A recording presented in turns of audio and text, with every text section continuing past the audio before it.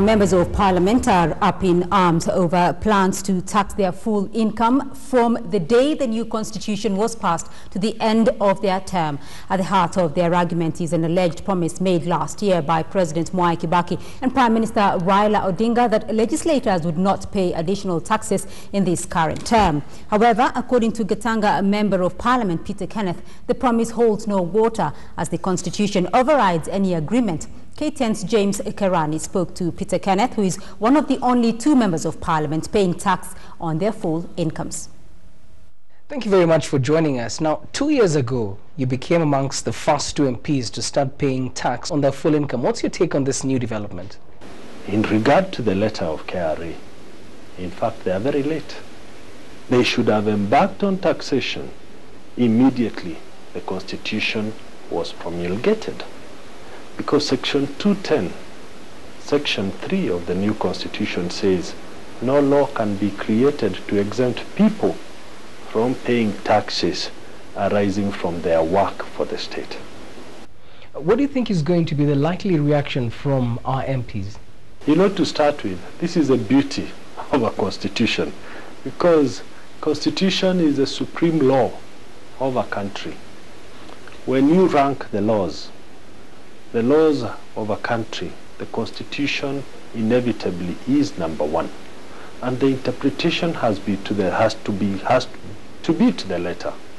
For me, once the new constitution was promulgated, taxation started to accrue, because the constitution is a supreme body of law, and Section 210 subsection 3 is very, very clear.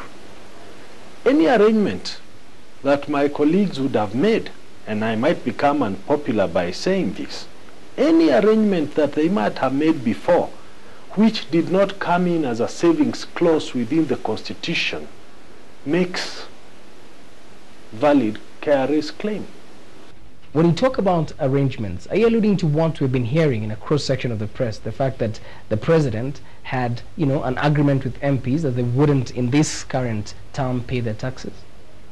I hear some meetings did take place. I was not privy to those meetings. But any deal that was made and was not constitutionalized would not stand on the face of the new constitution. Because Section 210 is also very clear. You can't even make a law to exempt a public officer from not paying taxes. And any deal that was made was not constitutionalized. KRA says that by MPs paying their taxes, the country is going to save lots of money that's needed currently in the current crisis that we are in. Just to give us an indication of how much this might be, how much have you been paying on average per month and probably even for the last 2 years?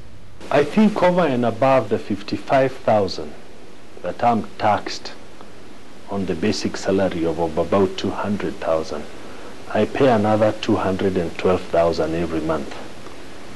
So that in itself would amount to nearly 2.5 million a year as taxes, extra taxes, which I have paid on a monthly basis at the rate of 212,000 a month.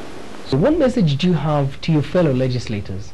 My message would be very simple, that tax is a matter of compliance. We cannot sit back and negotiate. And the earlier we realize so and start paying our taxes, for those who have not been paying, the better.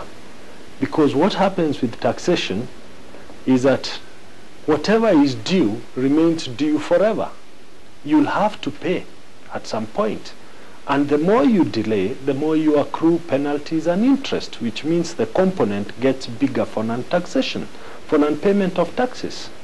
So the earlier we start paying taxes, the better. So my message is very clear. Please talk to the taxman and make arrangements to pay the arrears, because there are indeed arrears owed to the taxman.